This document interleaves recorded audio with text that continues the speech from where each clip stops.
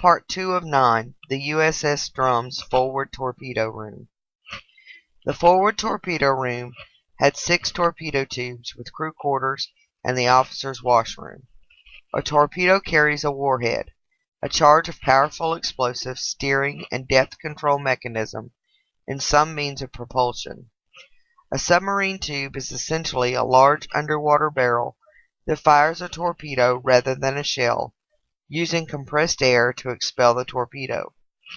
Once it is fired, the torpedo is driven by either a battery-powered electric motor or a small turbine powered by steam generated by burning alcohol and water. If it misses a target, it sinks. Retired World War II submariner Tom Bowser explains that the new Mark 14 torpedoes were defective. The torpedoes had a new magnetic exploder that was designed to sense the magnetic field of the steel-hulled targets and explode underneath the ships, which would break their keel. It never worked. Also, the new torpedoes had only been tested with lighter practice warheads, and it was found they ran up to 12 feet deeper than set. The contact exploder would not work if the torpedo hit straight on. It would crush it before it set off the detonator. There were also occasional problems with the gyro that controlled the directions, and sometimes they would go wherever they wanted. We lost 2 submarines to their own torpedoes doing a circular run. When the problems were reported to headquarters, the misses were blamed on improper approaches, and the other problems were blamed on crews doing improper maintenance on the torpedoes. It took 2 years for the problems to be corrected, and it was extremely frustrating for the crews. The crews also had to contend with solving and fixing all problems with the equipment that didn't get repaired during sea trials. He goes on to say the Mark 14s were steam-powered and burned 100% grain alcohol. They found out the crew was drinking the fuel. We found invoices for lots of pineapple juice and grapefruit juice and thought it was for the vitamins. The Navy put oil and a coloring in the fuel, but it didn't take long before stills were made, and the crew discovered they could filter it through 2 loaves of bread. The skippers finally told the crew to leave enough so each torpedo would have a range of 1,500 yards. They would just get closer. It turns out this also increased their accuracy. The Drum began her 5th war patrol on March 24, 1943, which lasted until May 13th. This patrol was along the equator and took the Drum to Makin and Nauru Islands and through Stephens Strait. During this patrol, she sank 2 freighters in April and then refitted at Brisbane, Australia. Tom Bowser reports that during the normal 3-week refit, a bathyum thermograph was installed to measure seawater temperature at all depths to allow the boat to find a thermal layer to hide under. The 3-inch 50 deck gun was removed, and a 4-inch 50 was put on the forward gun mount. A leak developed in the conning tower eyepiece and was repaired. Her 6th war patrol was from June 7, 1943 until July 26. This patrol was made in the Solomon Island area and the Bismarck Apollo. She sank the cargo ship Mayako Maru on June 17th.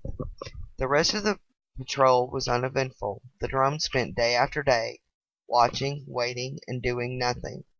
The situation is best described in the words of her crew. Life on a submarine, contrary to public opinion, which is influenced by thrilling stories in cheap magazines, is quite dull. In fact, it is so dull the men aboard the submarines have to read the thrilling stories in cheap magazines to keep from being bored to tears. A submarine is a very bad place on which to get bored, because when you get bored there is little you can do about it, except sleep or play pinochle. When bored to tears there is no place to go and cry. All the places are filled with people playing pinochle. Submariners who get bored with pinochle are sent to rest camps for rehabilitation. The ship ended its patrol at Brisbane on July 26, 1943. The Drum began her 7th war patrol on August 16, 1943. This patrol was made in the Admiralty Islands along the north coast of New Guinea. She sank a cargo ship on September the 8th. During the period of September 29th to October the 2nd, she put into Tolugia to repair her gyro compass, and then sailed to Brisbane and arrived on October the 6th. On November 2nd, 1943, she sailed for her 8th War Patrol with a new commander, Commander Delbert Fred Williamson. This patrol was in the Bismarck Archipelago and the Caroline Islands. The Drum sank the ex-supply ship Haimaru on November 17th.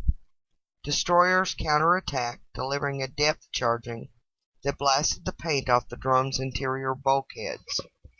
2 days after the invasion of the Gilbert Islands, November 22nd, she attacked a convoy of 4 freighters. As a result, 4 sub-chasers boxed her in and delivered 4 massive depth charges. They exploded with such fury that the conning tower was almost crushed. Williamson got away, made temporary repairs, and limped into Pearl Harbor on December the 5th. After inspection showed that the conning tower needed to be replaced, she was sent to Mare Island in California for a new conning tower. She was there from January the 16th to March the 22nd, 1944. The Drum returned to Pearl Harbor on March the 29th, 1944.